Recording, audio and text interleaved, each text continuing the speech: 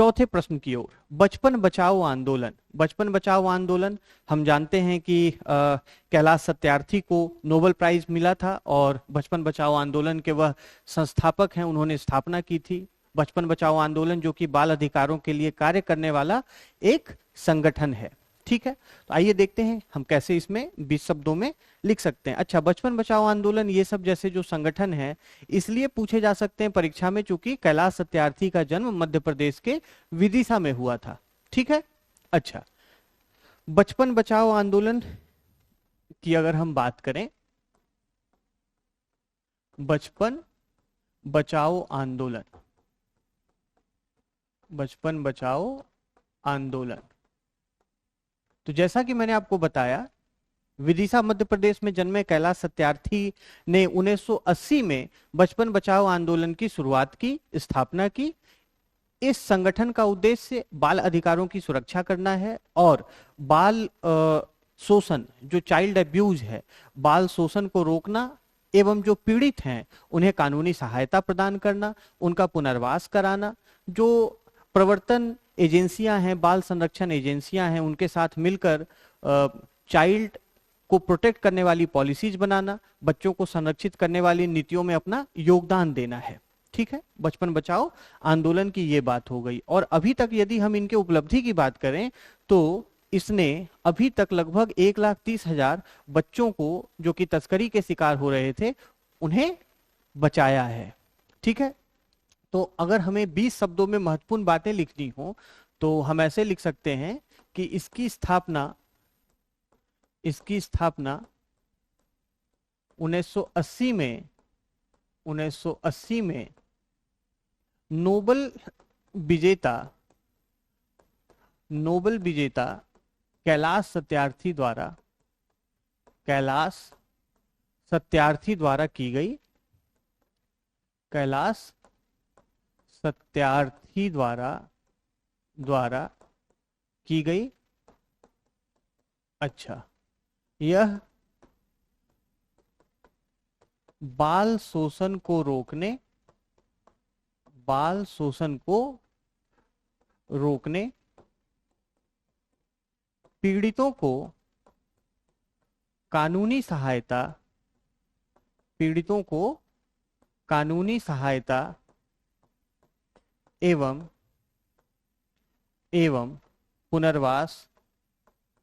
पुनर्वास में सहयोग करता है या पुनर्वास प्रदान करता है। अब देखिए कितना शब्द हुआ है, 1 2 3 4 5 6 7 8 9 10 11 12 13 14 15 16 17 18 19 20 21 22 23 24 25। इस बार हमने 25 शब्दों में अपनी बात को कहा है। तो इस तरीके से आपको संक्षेप में अपनी बात को कहना है। 20 से 25, इससे ज्यादा नहीं होना चाहिए। आदर्श रूप से आपको 20 शब्दों में अपनी बात को पूरी करनी होती है। तो जो भी आपको विषय दिया गया है प्रश्न में उसके प्रमुख बिंदुओं का उल्लेख कीजिए, वो जरूर ध्यान में रखना है कि जो प्रमुख बात है उसको हमें जरूर लिखना है। 5वां प्रश्न है नीति आयोग के क्या कार्य हैं। नीति आयोग हम जानते हैं कि भारत सरकार ने 2015 में योजना आयोग के स्थान पर योजना आयोग को भंग करते हुए राष्ट्रीय नीति निर्माण के कार्य के लिए नीति आयोग की स्थापना की थी, national institution for transforming India, जो कि उसका पूरा फुल फॉर्म है। अच्छा, तो प्रश्न में कहा गया है कि भाई नीति आयोग के क्या कार्य हैं। नीति आयोग तो एक वृहद संस्था है और उसके बहुत वृहद कार्य हैं, वाइडर फंक्शंस हैं, तो बहुत संक्षेप में उसके मुख्य कार्य को आपको लिखना है। ठीक है, नीति आयोग के कार्य, नीति आयोग के कार्य। अब इसमें आपको इधर उधर कुछ भी लिखने का स्कोप नहीं है। 20 शब्दों में लिखना है तो आप नीति आयोग की स्थापना, नीति आयोग की संरचना, इन विषयों में नहीं जाएंगे। यहीं पर छात्र गलती करते हैं जहां इन विषयों में जाकर प्रश्न के मुख्य मांग से भटक जाते हैं और फिर कम अंक मिलता है उन्हें। तो सीधा हम लिखेंगे नीति आयोग के कार्य। तो नीति आयोग के कार्य क्या है? राज्यों के साथ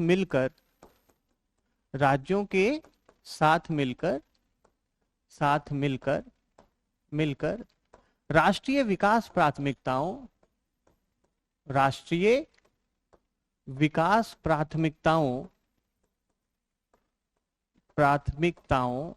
क्षेत्रों, राष्ट्रीय विकास प्राथमिकताओं क्षेत्रों एवं एवं एवं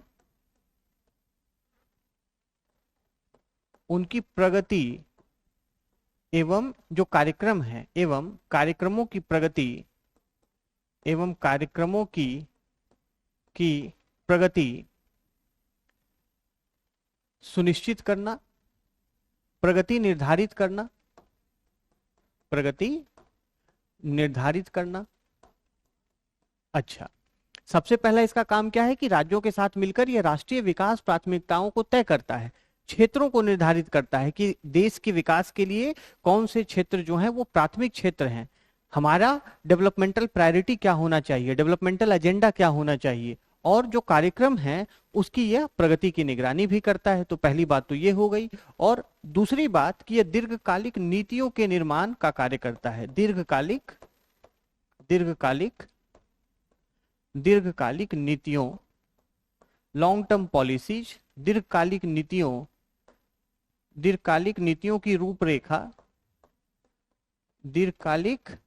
की रूपरेखा, जो उसका रोड मैप है, रूपरेखा तैयार करना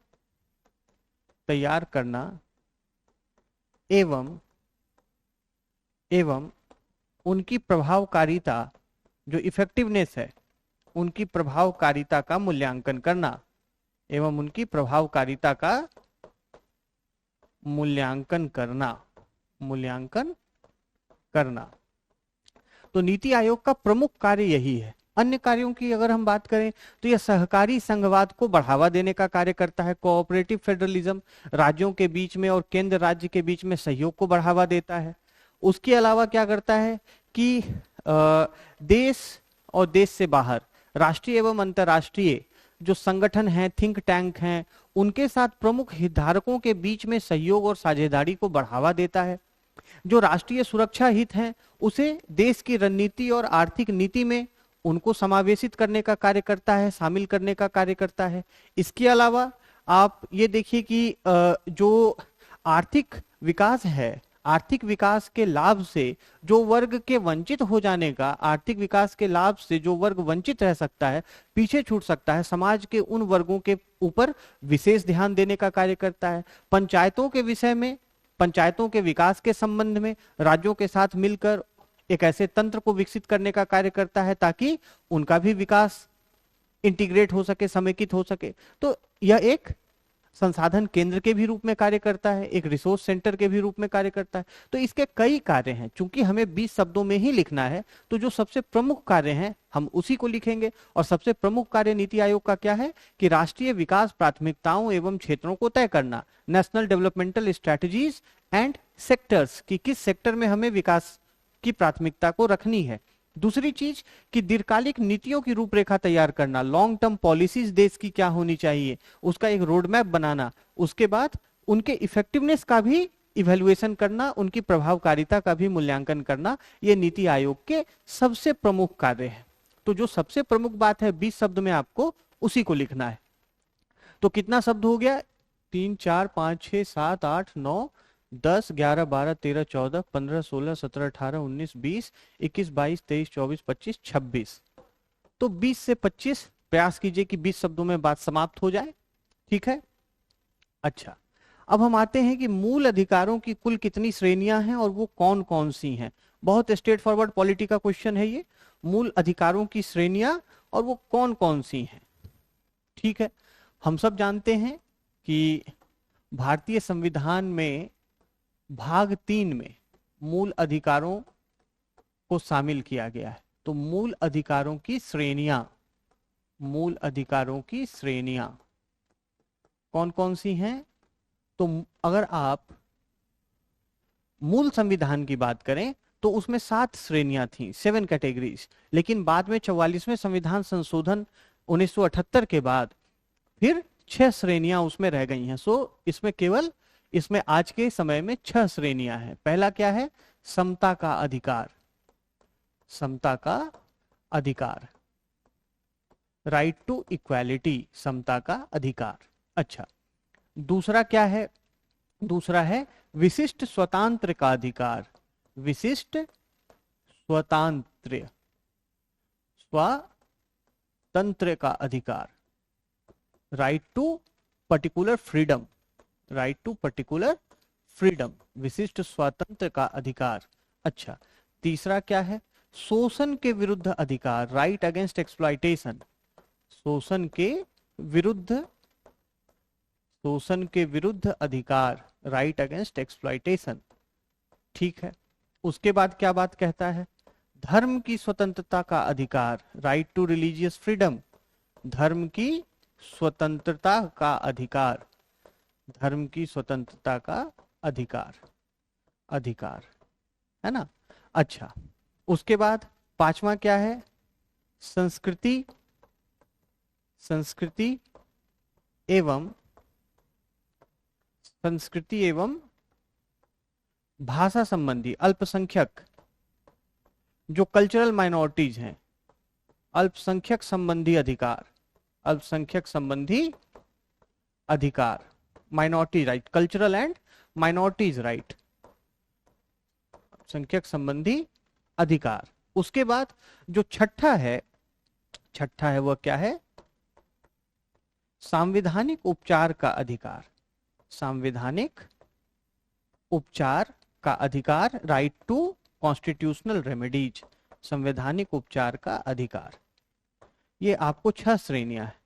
अच्छा, इसके पहले क्या था? यह 7वां था, और छठा क्या था? संपत्ति का अधिकार, संपत्ति का अधिकार, राइट टू प्रॉपर्टी। और राइट टू प्रॉपर्टी आर्टिकल 31 हम जानते हैं कि 44वें संविधान संशोधन के द्वारा इसे हटा दिया गया था, इसीलिए वर्तमान में अगर हम पूछें तो संविधान में मूल अधिकारों की 6 श्रेणियां हैं।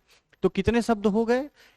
1 2 3 4 5 6 7 8 9 10 11 12 13 14 15 16 17 18 19 20 21 22 23 24 25 26 27 28 29।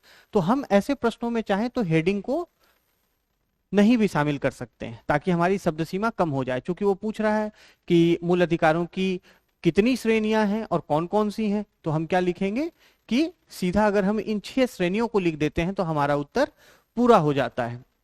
अच्छा, अगर आप इसमें अनुच्छेद को शामिल करना चाहें तो अनुच्छेद 14 से 18 आपको समता का अधिकार देता है, उसके बाद 19 से 22 विशिष्ट स्वातंत्र्य का अधिकार देता है, शोषण के विरुद्ध अधिकार आपको 23 से 24 देता है, धर्म की स्वतंत्रता का अधिकार 25 से 28 में दिया गया है, उसके बाद संस्कृति एवं अल्पसंख्यक संबंधी अधिकार 29 से 30 में, अनुच्छेद 31 में संपत्ति का अधिकार दिया गया था, जो हमने बताया कि उसे 44वें संविधान संशोधन के द्वारा हटा दिया गया, और संवैधानिक उपचार का अधिकार, राइट टू कॉन्स्टिट्यूशनल रेमेडीज, ये अनुच्छेद 32 में दिया गया है।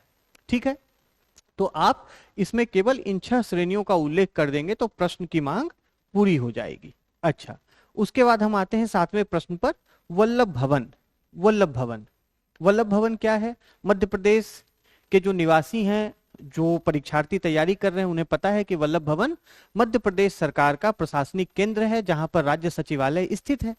वल्लभ भवन कहां पर यह बनाया गया है? अरेरा हिल के ऊपर में, भोपाल में अरेरा हिल के ऊपर में स्थित है। और इसे इस तरीके से बनाया गया था कि जो अरेरा हिल है वह उसके यह क्राउन ज्वेल की तरह, उसके यह मुकुट रत्न की तरह प्रतीत हो। और इस प्रकार का आपको इसमें जो भवन निर्माण शैली है, आधुनिक भवन निर्माण शैली के साथ साथ जो सांस्कृतिक विरासत है, दोनों को समावेशित करते हुए, सम्मिलित करते हुए इस भवन की स्थापना और निर्माण इसका किया गया है। तो अगर हम थोड़ा सा इसके अतीत में जाएं तो आपको बात यह आती है कि 1958 में पंडित नेहरू ने इसकी नींव रखी थी, और यह भवन 1962 में जाकर तैयार हुआ था, जो पुराना भवन है। नया भवन 2018 में, जो वल्लभ भवन एनेक्सर है, वो 2018 में बनकर तैयार हुआ था, जहां पर कि आज वर्तमान में मध्य प्रदेश सरकार के मुख्यमंत्री, अन्य मंत्रियों, मुख्य सचिव एवं अन्य सरकारी विभागों के कार्यालय स्थित हैं।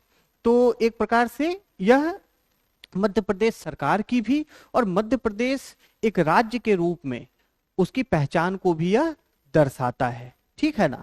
वल्लभ भवन नाम क्यों रखा गया, यदि आपको पता हो तो 1962 में जब यह बनकर तैयार हुआ तो तत्कालीन मुख्यमंत्री थे द्वारका प्रसाद मिश्र, और द्वारका प्रसाद मिश्र वह वल्लभ भाई पटेल, सरदार वल्लभ भाई पटेल जो कि आजाद भारत के पहले गृह मंत्री हुए, प्रथम उप प्रधानमंत्री हुए, सरदार वल्लभ भाई पटेल के व्यक्तित्व से काफी प्रभावित थे, उनके नेतृत्व से काफी प्रभावित थे। इसीलिए उनके ही सुझाव पर इस भवन का नाम, द्वारका प्रसाद मिश्र के सुझाव पर ही इस भवन का नाम वल्लभ भवन रखा गया था। ठीक है, अब बात तो इतनी है, अब इसको 20 शब्द में कैसे इसके प्रमुख बात को लिखना है वह अपने आप में एक चुनौती है। तो इसमें हम देखें कैसे लिख सकते हैं। वल्लभ भवन, वल्लभ भवन, ठीक है। तो यह क्या है, यह मध्य प्रदेश, या हम ऐसे लिख सकते हैं, यह भोपाल अरेरा हिल में स्थित, अरेरा हिल, अरेरा हिल्स में स्थित मध्य प्रदेश सरकार या मध्य प्रदेश का राज्य सचिवालय है, राज्य सचिवालय है, सचिवालय है। ठीक है, अच्छा, इसमें अब चूंकि राज्य सचिवालय है तो स्वाभाविक सी बात है कि इसमें मुख्यमंत्री कार्यालय, अन्य सरकारी विभागों के कार्यालय हैं। आप लिख सकते हैं कि इसमें मुख्यमंत्री समेत राज्य सरकार के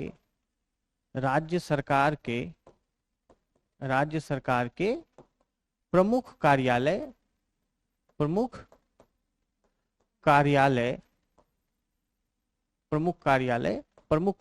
स्थित है, प्रमुख कार्यालय स्थित है। देखिए कितना शब्द हुआ, 1 2 3 4 5 6 7 8 9 10 11 12 13 14 15 16 17 18 19 20 21 22। तो इस बार हमने 22 शब्दों में अपनी बात को कहा है, और जो सबसे प्रमुख बात है उसको हमें सामने रखना है। तो हमने क्या लिखा, यह भोपाल अरेरा हिल्स में स्थित मध्य प्रदेश का राज्य सचिवालय है, इसमें मुख्यमंत्री समेत राज्य सरकार के प्रमुख कार्यालय स्थित हैं। तो बात यहीं पर 20 शब्दों में, इससे ज्यादा स्कोप नहीं है। मुख्य प्रकृति इस भवन की क्या है वो हमने बता दी। तो इस तरीके से आपको अपने आंसर को लिखना है।